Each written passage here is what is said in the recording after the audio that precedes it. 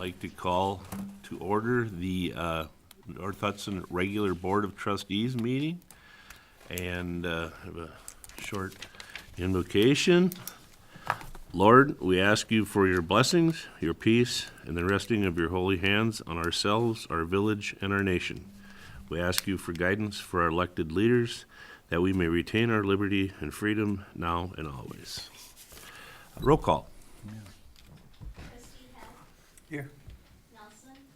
Absent. Brian Berglund. Here. Pike. Here. Standifer, Here. President Wecken, Here. Trustee Zappa. Here. Okay, thank you. Next item on the agenda is review of and approve minutes from regular board meeting of 31 March 2015 and the reorg meeting of 21 April 2015. I'll move to approve the minutes from March 31st and April 21st, 2015. Thank you, Colleen. Is there a second? Second. Thank you, Brian. Is there any amendments, corrections? Hearing none, all in favor of accepting the minutes as presented, signify by saying aye. Aye. Opposed? Motion carries. Okay, comments from the floor. Opportunity for residents to make the board aware of topics, issues, opportunities either on or not on today's agenda. And looks like most everybody here is on the agenda. So we'll go to number 4. Jim Thomas is here regarding the Little Falls Dam, Willow River State Park drawdown. I'll let you take the podium. Please state your name and talk into the microphone, because Nate made sure to remind folks if they're going to talk to make sure they're on there. So, Jim, welcome. Thank you very much. It's good to be back. Thank you very much, Stan, members of the board. I appreciate you hearing me. I will try to keep this brief. I did it in 7 minutes last night. I was only 2 minutes over my allotted time at Hudson, but I think I've got this down to a science.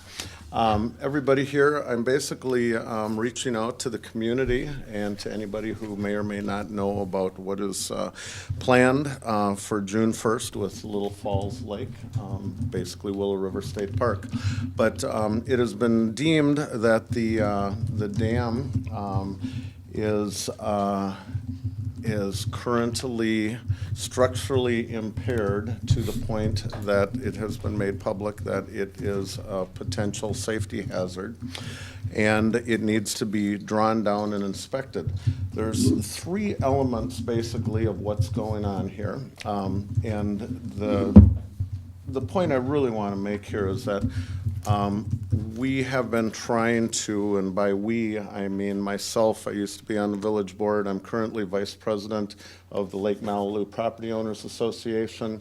And for nearly a decade, we have been trying to monitor water quality of the Willow River, Lake Malibu, and ultimately what dumps into the St. Croix River through the Lake Malibu Management Committee, which I have been a part of.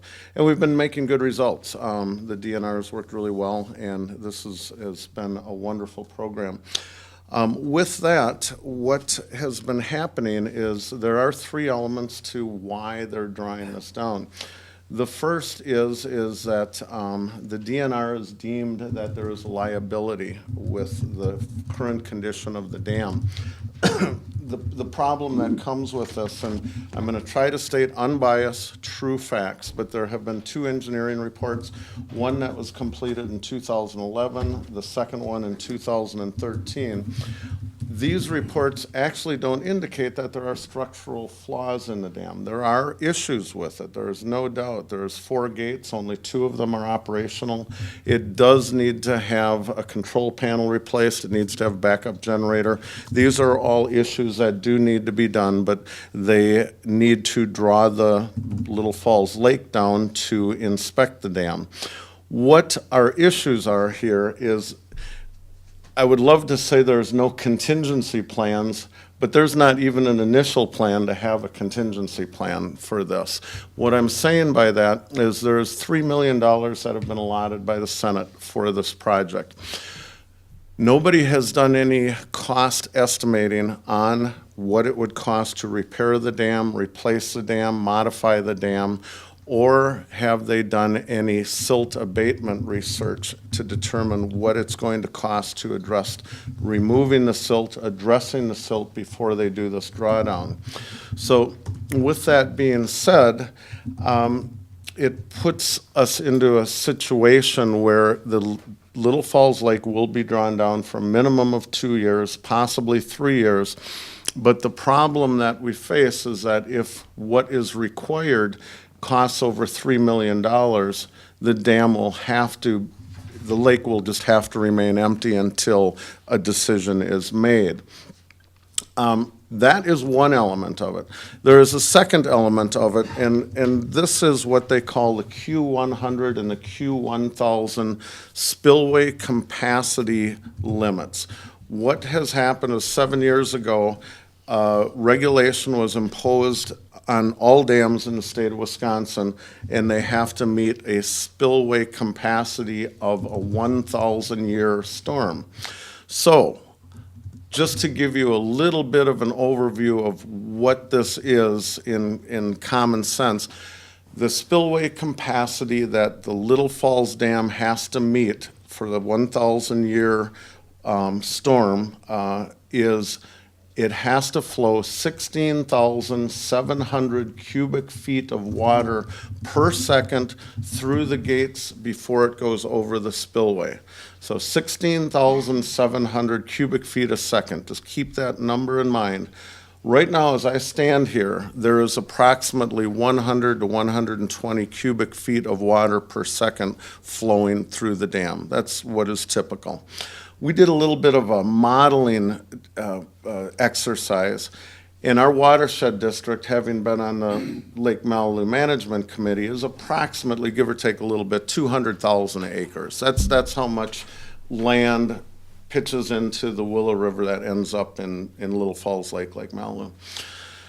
If we got 1 inch of rain an hour, and that 200,000 acres was not agricultural land and soil, but it was concrete, 100% concrete with no absorption at all, the amount of water that would flow over that dam would be just under 20,000 cubic feet per second.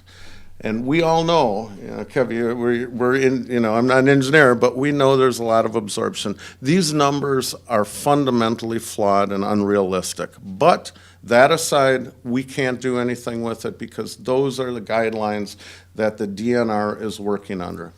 So with all of that being said, they're going to draw this down. The issues that arise is they've known about this for 3 years. They didn't do anything in 2012, 13, or 14 when they had all of this information, but now there's an urgency, and it's one heck of an urgency, to the point that they don't have time to deal with the fish that are in Little Falls Lake. They're going to just let them flow down. 6 inches of water a day or level a day are going to come through. But more importantly, they have not addressed the silt. And everybody here probably recalls when they removed the dam at Burkhart back, 20 years ago, whatever it was, 15, 20 years ago, I can't remember. But at any rate, that dam was unfortunately deemed structurally impaired by the DNR. When they went to tear it out, they couldn't tear it out. It was ingrained into the earth, and it did not want to move. They had a budget, and they exceeded their budget to remove it by double, and it was stated that the dam could have potentially lasted another 50 to 100 years. But that aside, what happened is when they went over their budget, all of the silt that had been held back by that dam flowed down the Willow River into the Little Falls Lake, and it still, for the most part, remains there today. Dan Bauman is in charge of this. I've had the opportunity to have all of the heads of our department meet with Dan at my home. It was a great conversation, and we were told many things. One of which is that they don't have any information on what is in the silt. They don't have the quantity or the content data. This lake is going to be drawn down in less than 30 days. There's potentially 30 to 50,000 cubic yards of silt that are going to flow over the gates down into Lake Malibu and ultimately into the St. Croix River. The St. Croix River last year was already deemed as having blue-green algae blooms due to the fact that the Willow River is the fourth largest contributary to the St. Croix of the 25 rivers that flow into it, of the nitrogen-rich, phosphorus-rich silt. Unfortunately, there have been no impact statements, no environmental, no financial, nothing. What we're just facing here is a situation with a lack of management, and I shouldn't say that, that's a harsh term, but there is going to be potentially irreversible ecological damage caused by what is going to happen in less than a month. I feel that there's no stopping this. There's a meeting tomorrow that I would like to reach out to everybody who has either used Little Falls Lake for fishing or kayaking. I mean, there are so many thousands of kids that have caught their first fish on that lake. It's a heartbreaker to watch this all happen. But there is a high probability that to rebuild this dam, right now, basically, the spillway capacity is around 7,000 cubic feet per second. It needs to be more than doubled, which involves rebuilding it, and it's not going to fall into that $3 million range. So we've got some issues that are facing us. The biggest issue that I see here is what brought this to my attention and why I'm involved in it at all. Obviously, there's two reasons. Number one, I live on Lake Malibu. Let's not forget that. But the second one is a lack of transparency. And I've been communicating with Senator Harsdorf. She obviously is supportive of keeping the lake there, but also very realistic that there is not a money tree out there with pulling $300 million out of the school system budget. I mean, to come up with another $5 or so million for a dam is probably unlikely. But we need to stand behind the fact that I feel that, I guess I shouldn't direct anybody, but what we need is the public's opinion as to what they feel Little Falls Lake means to them and how they would rank the importance of having it back. And that's sort of where we stand right now. There was a letter that was drafted by the DNR to Senator Harsdorf indicating there have been several public hearings and meetings on all of this, and this has been very transparent. I talked to Senator Harsdorf and I said, you know, it's really not the truth, and she didn't realize that she was going on what she was told. There was one meeting and one meeting only, February 24th. That was the first and only meeting. I have been in contact with the EPA, with the St. Croix River Association, with everybody. Nobody has known anything about this before December of 2014. And all of this information has been available. It has just been put on hold. And I think it's time, in a perfect world, that they take a step back, regroup, see what is really going to happen, how much irreversible damage this will cause, and rethink it. But mainly, I just want to reach out to the community, to the board, to anybody, and just say, you know, if you feel that you know, fishing or kayaking, Willow River State Park is important, you know, address that to somebody that can maybe make a difference. So, Jim, just a couple quick questions I'm sorry, Daryl. Couple of quick questions. Sure. So I'm a little baffled by how they can't do an environmental impact statement when you've got protected waterway, Mm-hmm. right? Have you reached out to anybody in Minnesota? Because we do Yes. share that border. Mm-hmm. Mm-hmm. We have, Science Museum of Minnesota runs the Marina Research Department. So yes, we've reached out to them. The answer to your question simply is that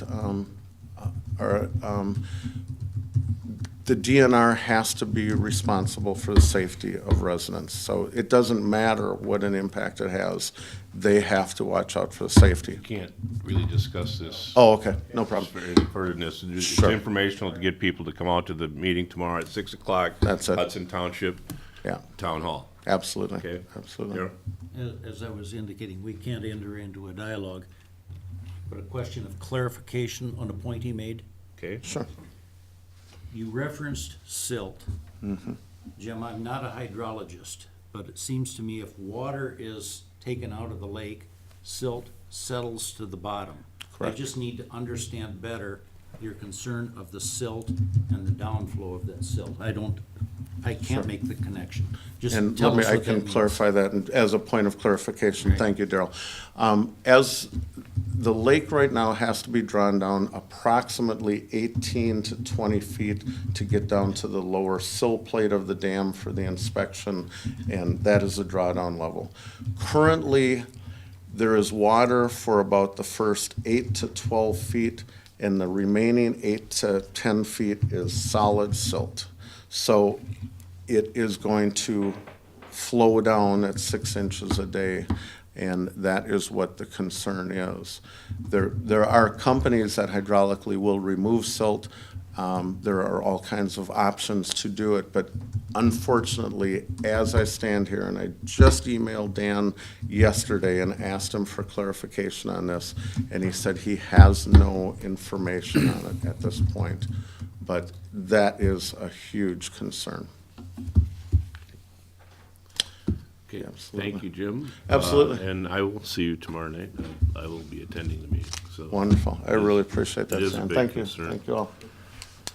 Okay. Next item on the agenda, North Hudson Elementary Fun Run, Wednesday, 27 May 2015.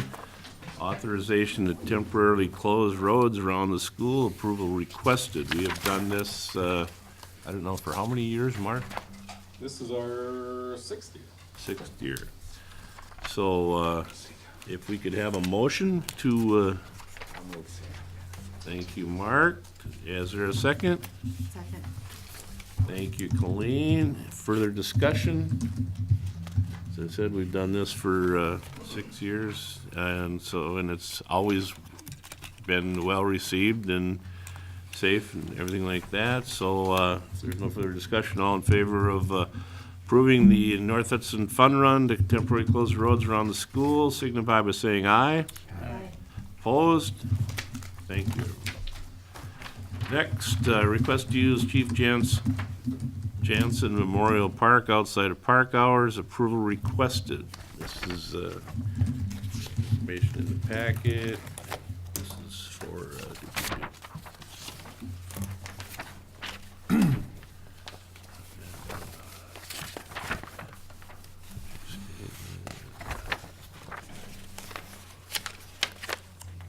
So Stan, this is for Krista. Krista, maybe Yep. if you just wanna, this is the same request we had last year. right. Members of the board and guests, thank you. My name is Krista Bergman, and I own True Training here in Hudson. And it's my goal to contribute to the health and wellness of our community. I offer strength training and cardio training in a small group atmosphere. And I also do one-on-one nutrition coaching with my clients. While we have nice weather like this, we tend to go outside for our workouts and enjoy the fresh air and the sun and many of the beautiful parks that we have. My morning course goes from Monday to Thursday at 5:30 a.m. So the park is not open till 8:30. My request would be to be able to use it Monday through Thursday at 5:30 until 6:30 in the morning. Okay, thank you. Thank you. We did this last year. If we could have a motion to, thank you, Mark. Is there a second? Second. Thank you, Brian. Yeah, like I said, Daryl? Have we had, Mr. Issues? President, have we received any comments from any of the neighbors with respect to the early hours? I am not aware of any complaints and/or safety issues. Melissa? Yeah. So I think it was well-received, and it is a nice use of that park up there. So any other questions, comments? Okay, all in favor of allowing Krista to have her classes in the park per that we did like last year, signify by saying aye. Aye. Opposed? Thank Thank you. you very And much. enjoy, hopefully, the nice weather for the rest of the year. Yes, I hope so. Thank you very much. You bet.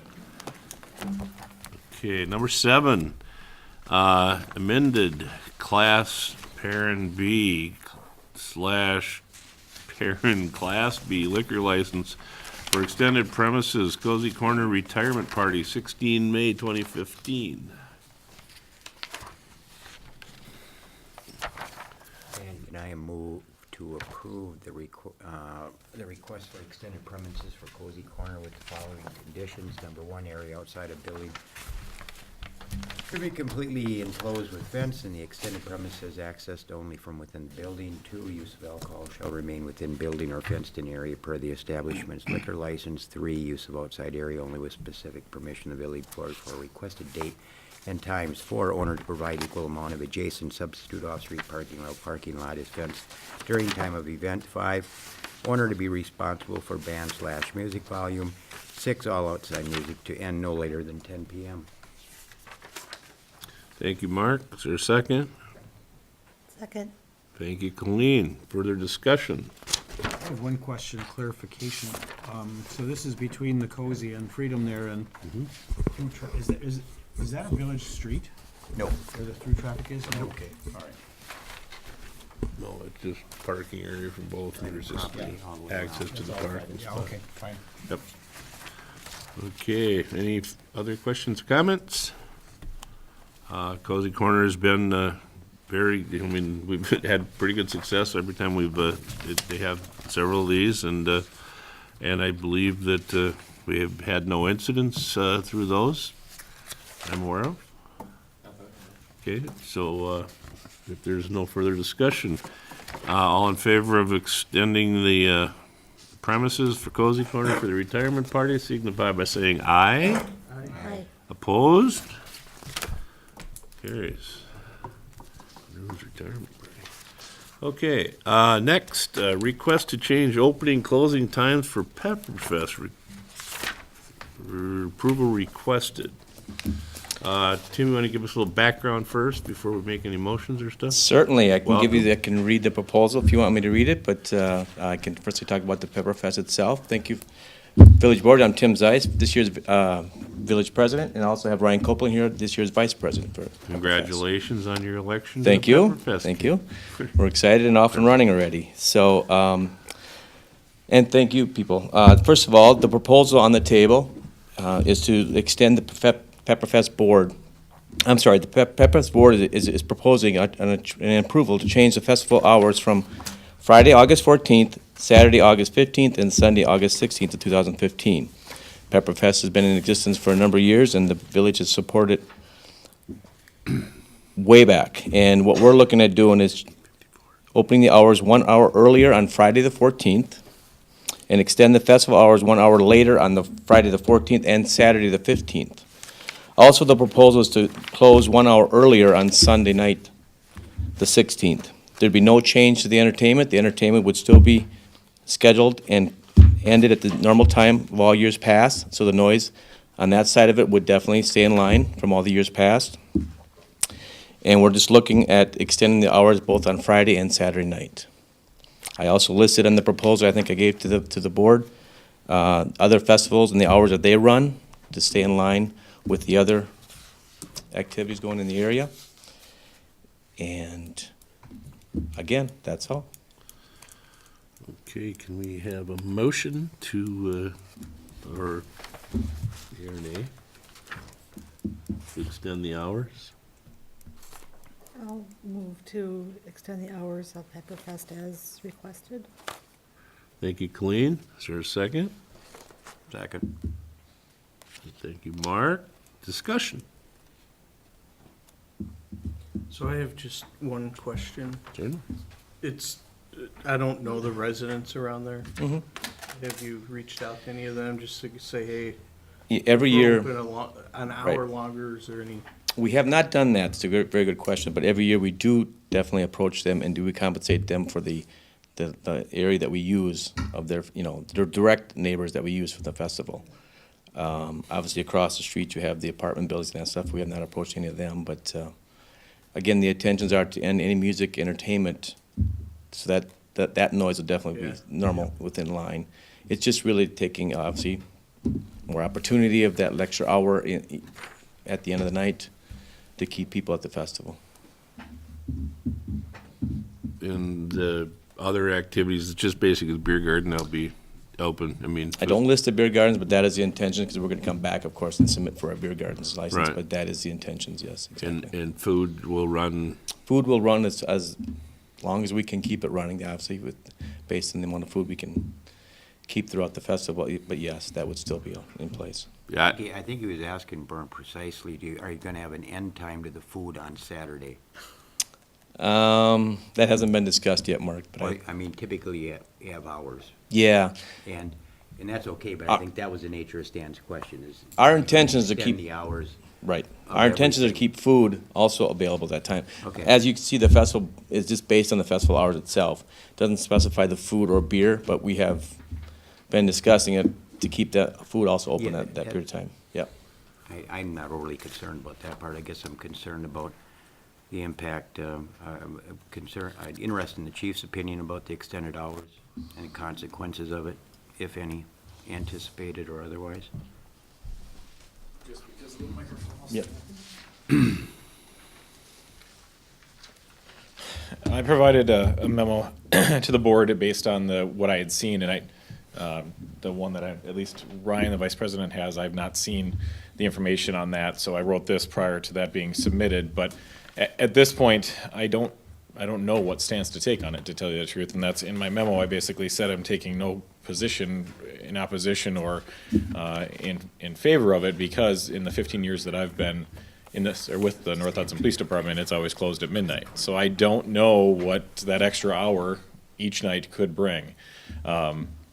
We do know, because the police department has dealt with the overflow from Pepperfest closing at midnight or 12:30 by the time people finally roll out, that a lot of people then move to the local establishments.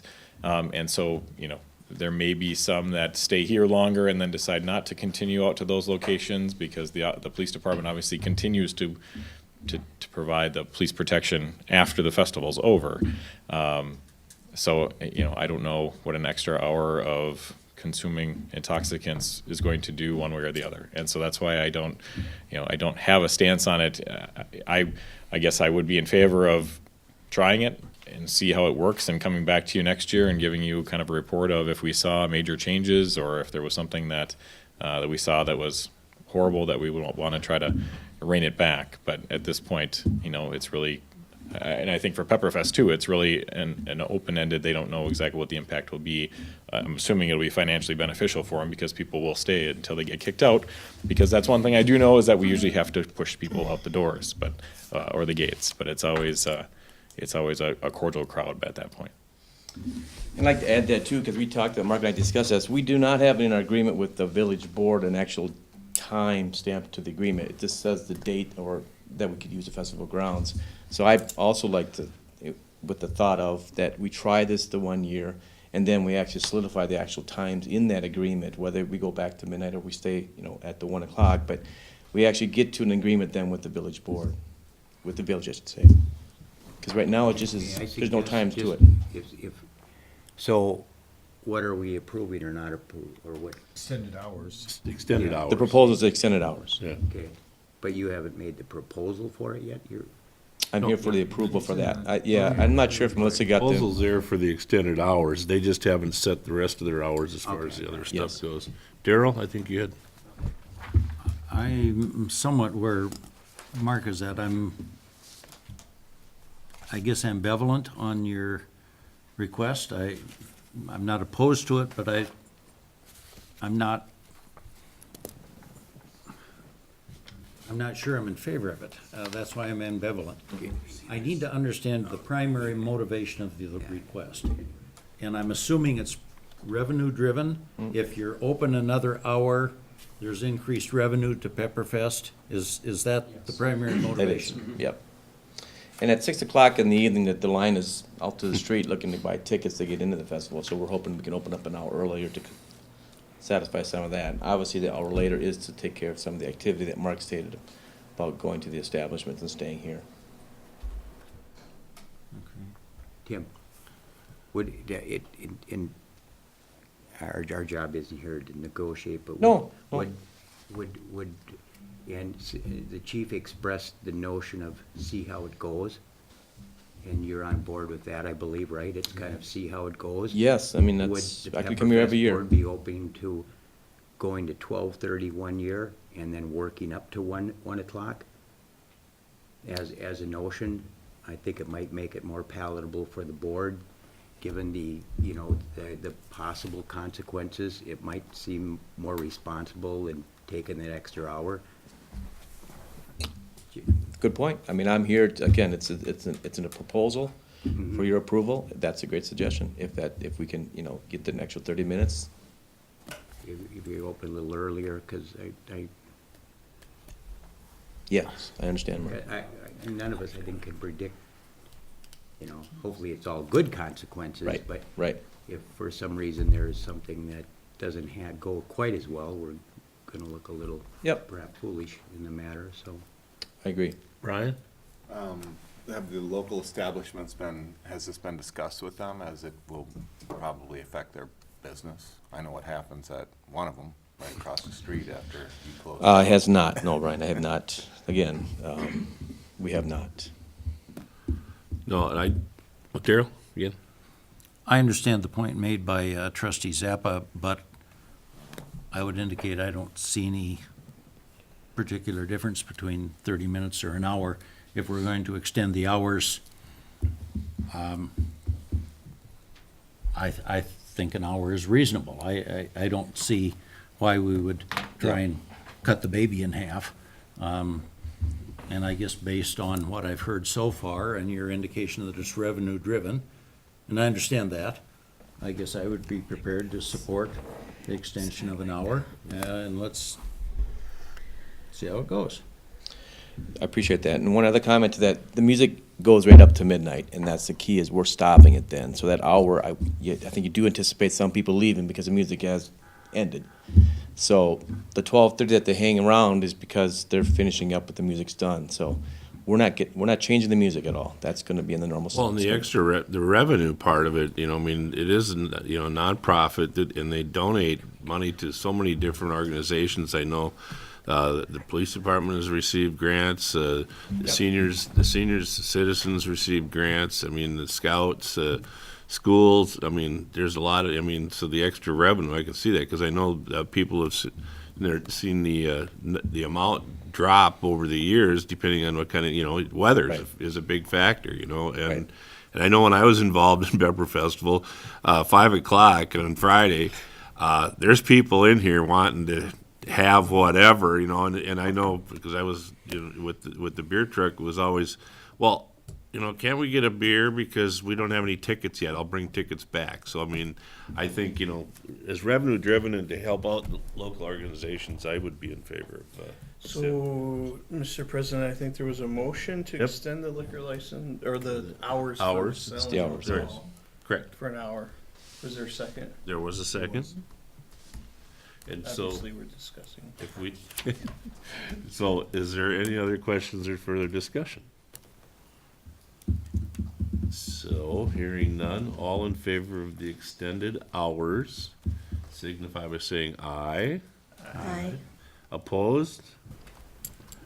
Let's hope we have Yes, a we'll be back. safe Thank you, Village Board. Thank you. event. And what good weather. Thank you. Okay. Number 9 is comments. There's new business from the board or staff. President's comments are first. I just have a few. This is, as we go into summer, it's a busy month. It's May. This week, May 4th through 8th, is National Small Business Week. I hope that everyone will go out and show your support for our local small businesses. We have a lot of them in town, and we really need to, show their support for that. Number 2, Thursday, this coming Thursday is the first Thursday of May. It is National Prayer Day. It's a day that it's been, they've had a National Prayer Day since 1775. In 1988, it was designated by President Reagan to be the first Thursday in May. Bethel Highland Church is hosting a local event. It starts at 7 p.m. if anybody would like to join folks for the National Day of Prayer. That is a good opportunity locally. This coming Sunday is Mother's Day. I hope all the mothers have a blessed and happy day. We wish them a happy Mother's Day. And finally, 25th of May is the day that Memorial Day is observed. Please remember our fallen heroes and the veterans. Services are held at St. Pat's Cemetery at 9 a.m. I believe Willow River is usually 10, and then they go across the river to Lakeland and to Afton, but check the Hudson Star Observer for to make sure on the times for that. They always, the VFW and the Legion put on a very nice program to honor our fallen heroes. Gloria? Just a quick note to committee chairs and department heads that we should start putting the budget, 2016 budget on the agenda going forward. Yes, I know. And that we will have a presenter coming in next month to talk about health insurance and how we're going to cross that hurdle. So, and that's all I have. Okay, thank you. Melissa? I don't have any. Okay.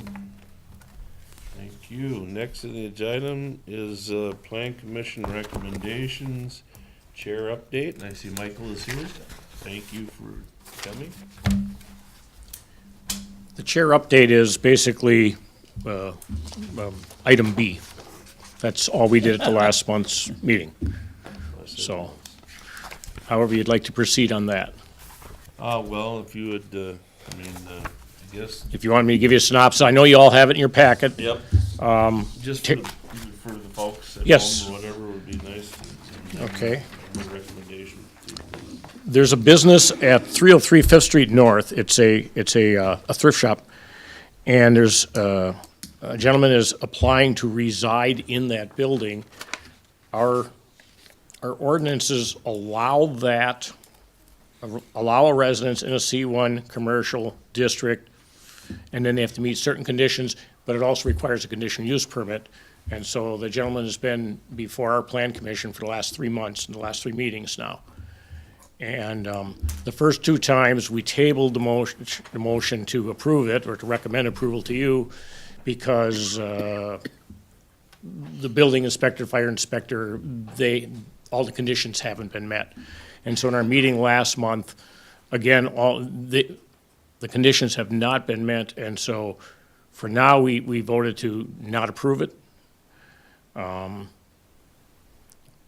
The biggest concern, other than the safety concern about living in the building itself, as far as the part about allowing a residence in the commercial district, there were no major objections from the Plan Commission members, with the exception of the parking. There is no off-street parking on that lot, and the gentleman does have access to parking somewhere else, but that was about the only main concern, other than the condition of the building, the safety of the building, that came up. And so my personal thing was, I said, if between the building inspector, fire inspector, their architect, whatever, if they can come up with something, they could feel free to come back and ask for a conditional use permit. Now, Terry wrote you all a letter, and the very end of his letter where he says, here's 2 things you can do, that's certainly, I agree with that. Okay, thank you. Is there, let's see, questions for, anybody have questions for Mike first, or?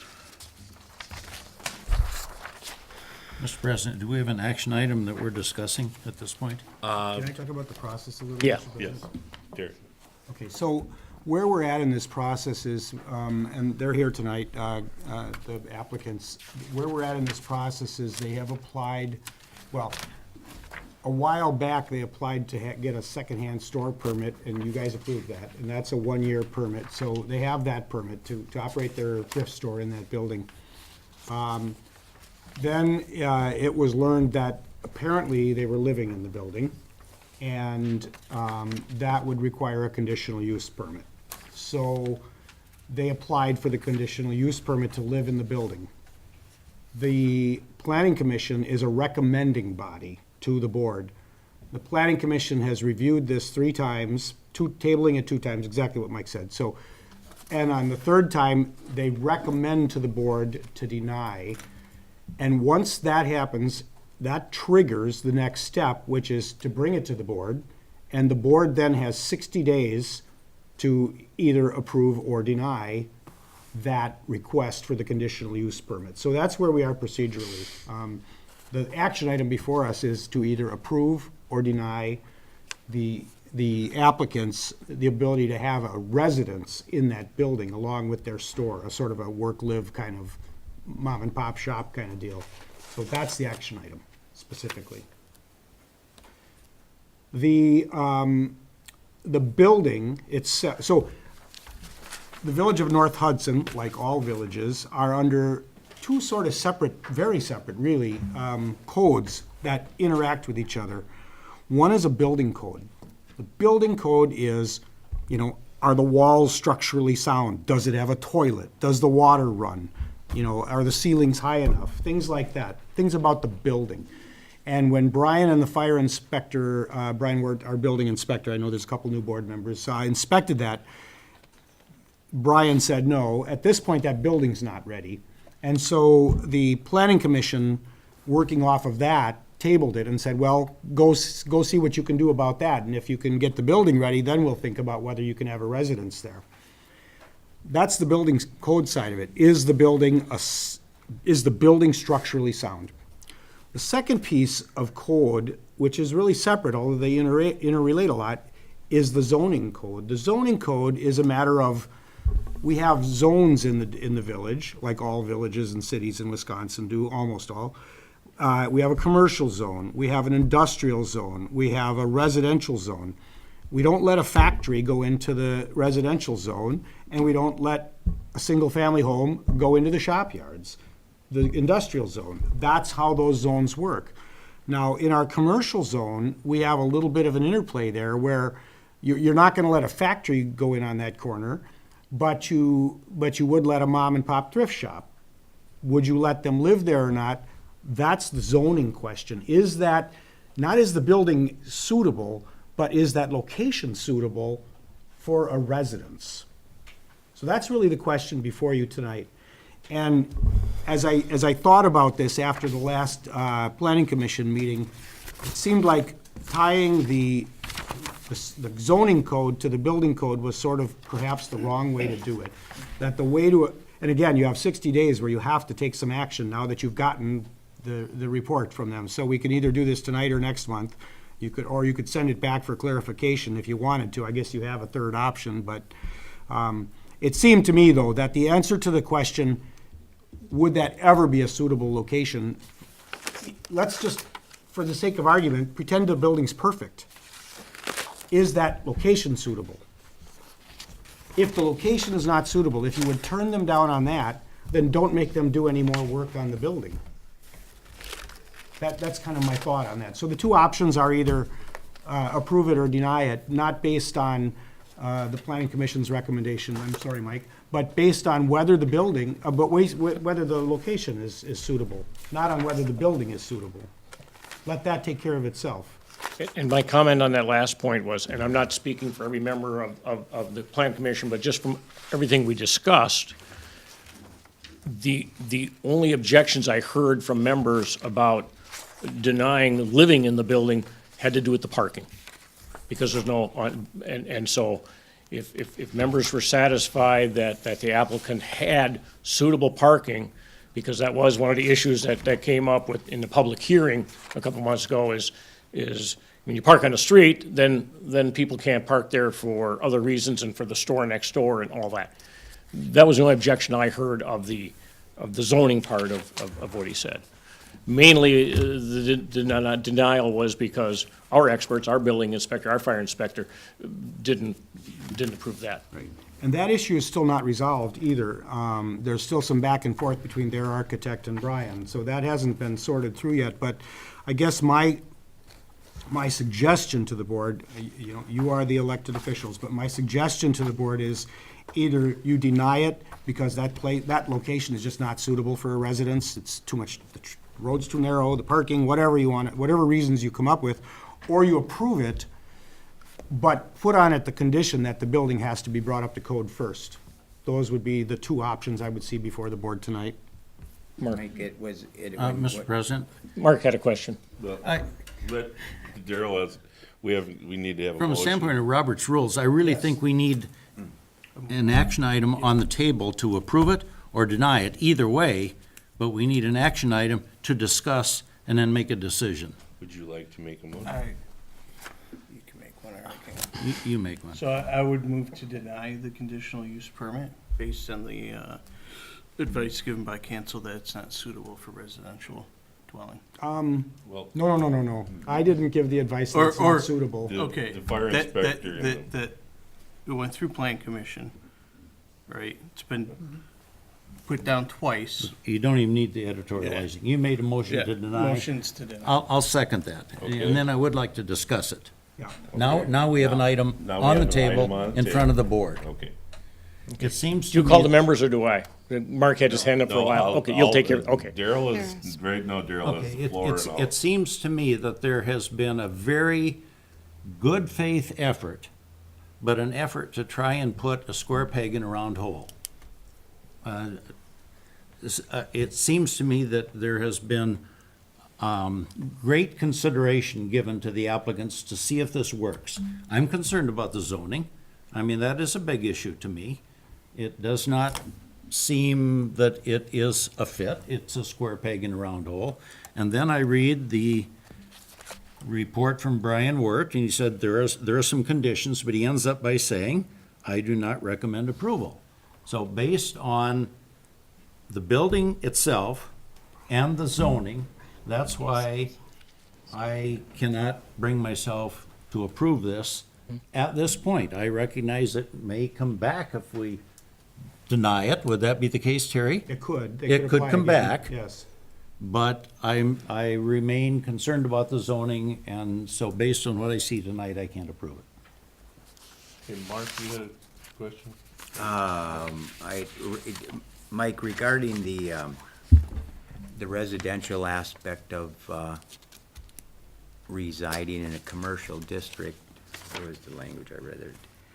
There's a C1 part in the zoning- zoning where it says, oh, okay, did you find it? Zoning code states that residential use may also be permitted. Now, residential use can, what sort of code are you using, multifamily residential living codes? I can't go off the top of my head, but it does state in there which So, you know residential what I one we mean? do And- use. and- And it's the one that and- requires 2 parking spots. Yeah, multifamily dwelling, you know, those sort of buildings have different requirements than a single-family typical dwelling residence. So the way I see it, I don't view the property ever designed to or be an apartment building.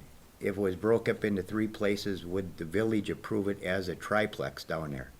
Is it suitable? Could it be could you build a triplex down on that piece of property? Or a duplex?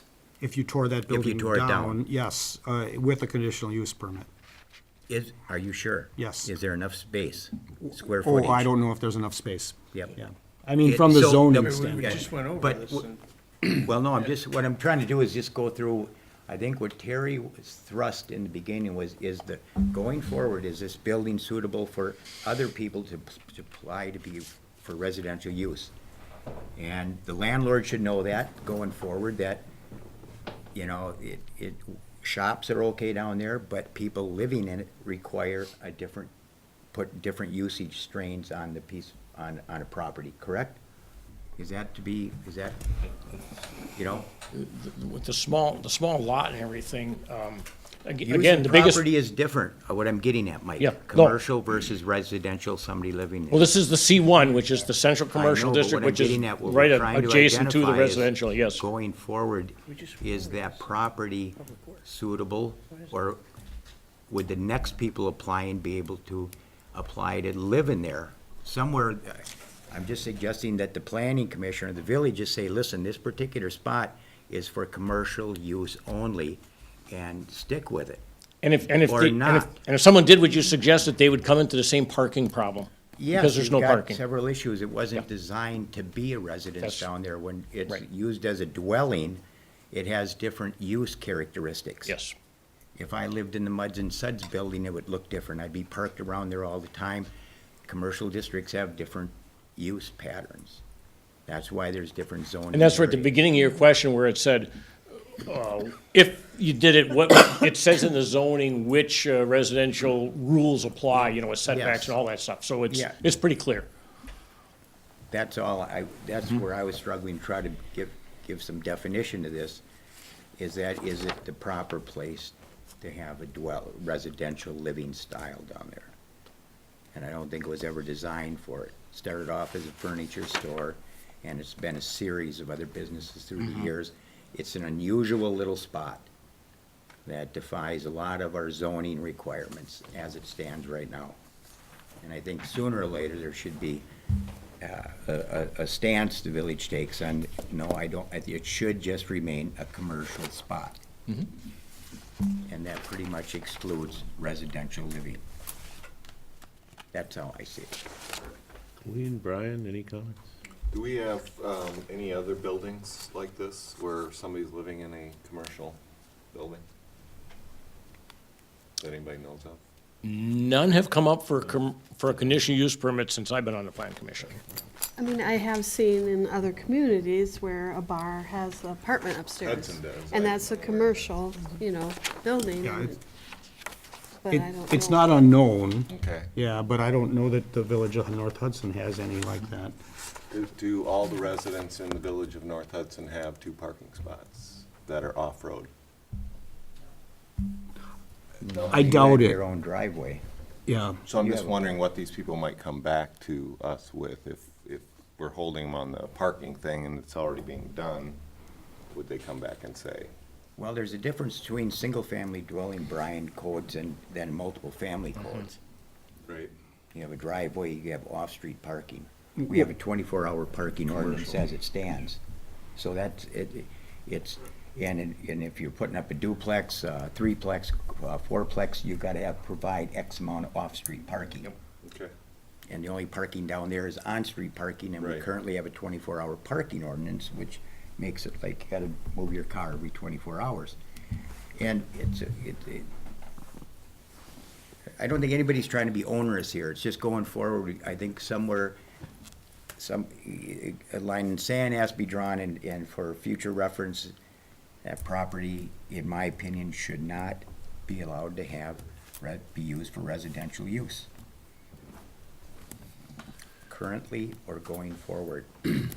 You're talking about this particular piece of property? Yes. Not this- commercial in general? No, Okay, no, okay. no. I just want to Well, clarify. I don't encourage it in commercial either. but that's not before us tonight.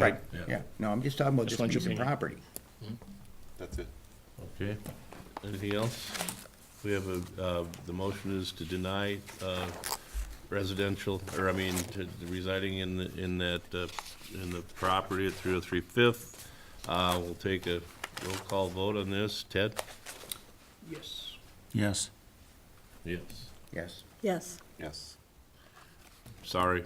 The motion to deny residency there is unanimous, and you could apply for, conditional use if you bring up the code, for recommendations from the fire chief, from Brian. I mean, you could bring it back to the planning commission if you wanted to go that route, but at the board's feels that it is not suitable down there for residency. Sir? Can I make a comment? Yes. That's all we have. Thanks. Thanks, Thanks, Mike. Mike. I guess when we started out. with State your this- name, please, and your resident. My name's Conrad Kuzman. I'm the father of Guy Hawkinson. I live in north of Stillwater, May Township. When we started this project, this thing got kicked off using the wrong code, people. And we got kicked off a little bit wrong also in that when the building inspector and fire chief came out, not knowing the process, we expected there'd be a list of deficiencies.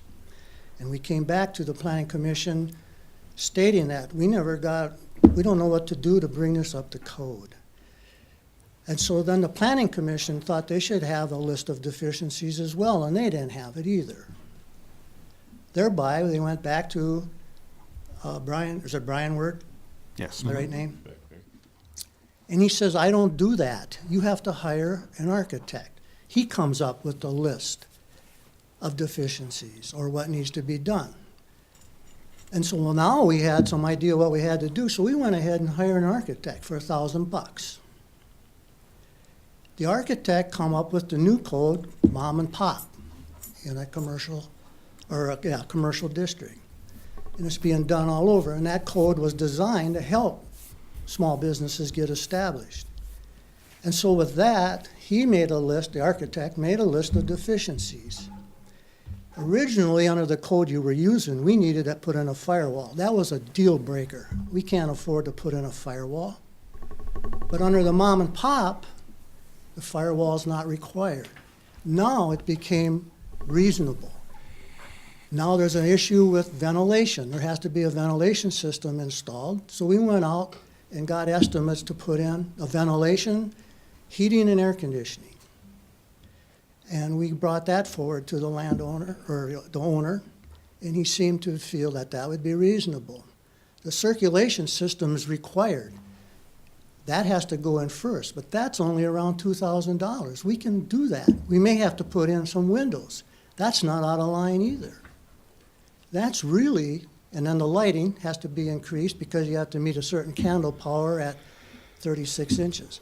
All of this is reasonable to us. So we were thinking and feeling yet today, we can meet code. And that's where we're at now. But this thing got kicked off on the wrong start to begin with, not by us so much, but using the wrong code. And I feel that some of this wasn't our fault. Because we are trying very hard to make this work. My wife and I are the financial backers of this. And we just feel that this was all for nothing. Thank you. Well, you have you have the use to run it as a store. You know, I mean, and if you know, and that's the original. The board approved the use of that as the store. For residency, that was never a consideration by the board at the time. We had no idea that there was, you know, and there's been stated that other people lived there. We had no idea that that was the case.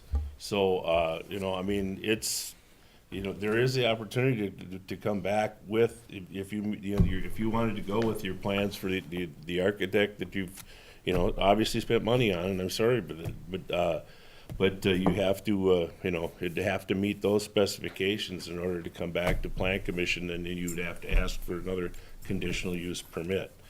It seems that the board right now is not, you know, as the question was, is this a piece of property that we would recommend for residential? And right now the board was unanimous against. Walking away tonight feeling that you don't want it there, period. Whether we can be cold or not, you don't want it. The store was fine. Talking to them.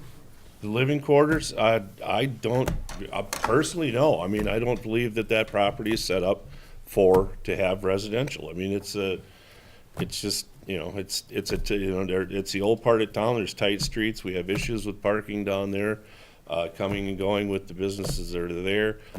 Yeah, right now, residential, I would not be in favor of. Well, he's got the parking situation resolved. We got close parking. I understand that, but again, it's the fit. Does it fit, you know, a residential or that property for residential? And the board feels no. I'm sorry. Next item on the agenda: Personnel and Finance Committee recommendations, claims and approval requested.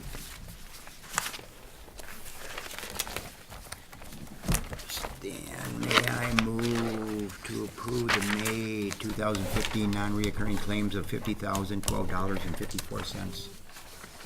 Thank you, Mark. Is there a second? Second. Thank you, Colleen. Any discussion? This would be a spending issue. Brian? Yay or nay? Yay. Yes. Yes. Yes? Yes. Yay. Thank you, everyone.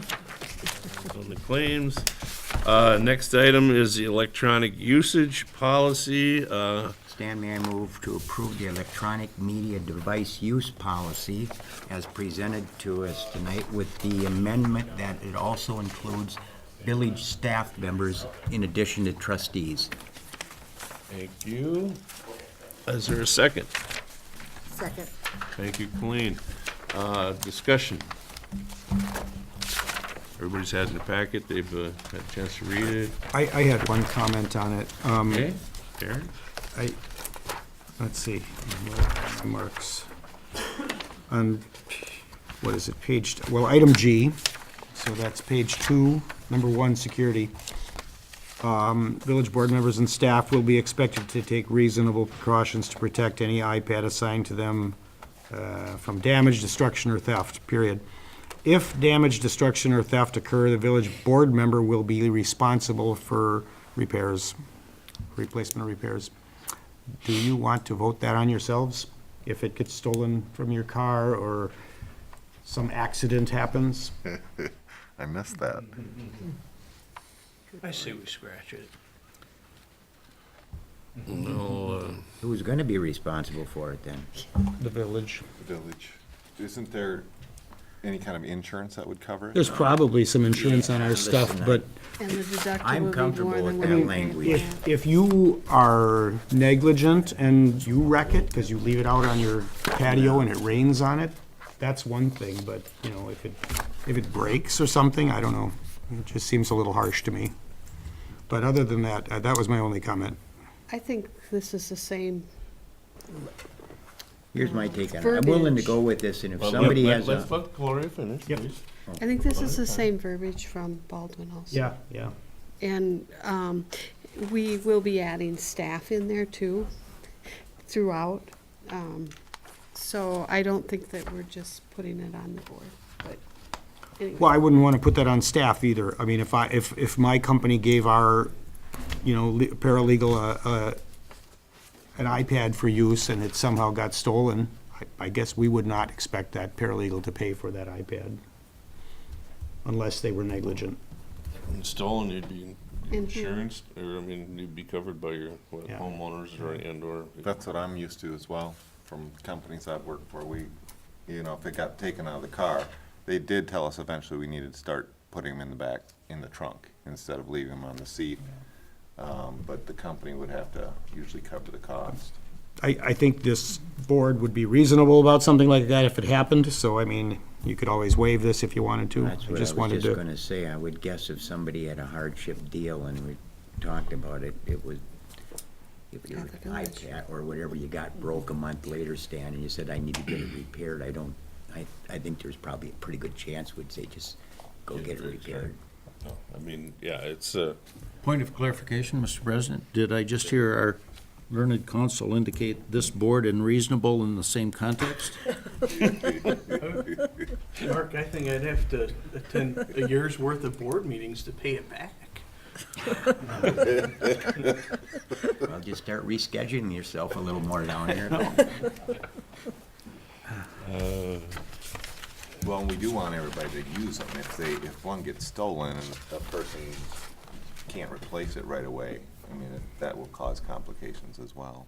and I think the original intent with these was, like, you can have them here, you can set, you put them in your car, you're gonna drive home, and they're gonna be at home, so it's not like you're, people that carry these, everywhere they go, down at the bar or whatever type of thing, I mean, it's, so, I mean, likelihood, I mean, yes, there is an electronic device that could get broken if you drop them and different things, but I mean, I think this puts in, it's like, hey, a little personal responsibility for the equipment, and, because Thank you, Stan. we've had to stretch, the budgets in order to get the, Do we need to vote on this? what's that? Do we need to vote on this? If you're ready, yeah, I'm I was pretty just much making, everybody else had a comment, so I thought I would too. And it is a policy item. Ted? Yes. Darrell? We did we not have a motion? Yeah, I move to approve, Darrell. Okay, and Colleen second. Yes. Yes. Yes. Yes. Brian? Yes. Okay. So, the electronic usage policy is, approved, and we're close to having them maybe by next month, or they're here, just gotta get the extra stuff. They're close, okay. I think you'll all find it to be a really wonderful Oh, transition. I can't It's wait. worked really well in other villages that have done it. I cannot wait. It's an Apple product. Yes, there is that. Just need to change phones, buddy. Huh? But, all right, next item on the agenda, Public Works Committee, Ted, chair update. Finally. Yes, here we go. Well, I'm sorry, I mean, So, Now we get to the Public guts Works. of the meeting. Public This- Works does have two motions to bring to the board tonight. The first would be move to approve the, and Gloria, please correct me if I get this wrong. For the Public Works capital project, which includes the total excavating's bid, not to exceed the current budgeted allowed amount for the Pine Street North, Lakeview Drive, and Lemon Street project. Additionally, to include the catch basins that need immediate repair. And Lemon Street, I'm sorry. Perfect. So the not to exceed the budgeted amount of $630,240. thank And you, there is, Ted. I will add Okay. that there's still contingency within that budget from the bid that we received. Darrell, second? Thank you, Darrell. Further discussion? Questions? Comments? Waiting for Mr. Zappa. He, huh? Did.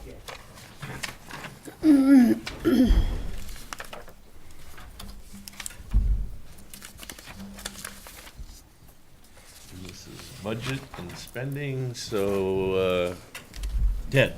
Yes. Yes. Yes? Yes. Yes. Yes. Okay, capital projects. And So, Mr. President, the second motion Public Works has for the board tonight is to move to have Zappa Brothers, Inc. repair the 5 sanitary sewer manholes. That would be one at 520 Lemon Street, one at 543 Lemon Street, one at 653 Lemon Street, one at 711 Lund Street, and then one at the intersection of 6th Street and Summer Street North, not to exceed $17,000. Thank you, Ted. Darrell, second. Any further questions, comments? Hearing none. Brian? Yay. Yes. Yes. Yes? Yes. Yay. Okay. That so. Okay, that's everything. Is there anything else for Public Works, Ted? No, that's all. Okay. Item 13 is public safety. Public safety did not. We did meet. not meet. If you want to look at the March meeting minutes for entertainment, go ahead, but we didn't have anything for April. Don't need that. Public welfare. We did not meet. Okay. Park Board did meet, nothing major. The Public Works is taking care of some minor equipment on the playground repairs and other things, so, Everything's good? nothing exciting. Okay, and item 16, Mr. Zappa? And may I move to adjourn, please? Thank you. This meeting is adjourned at 8:11.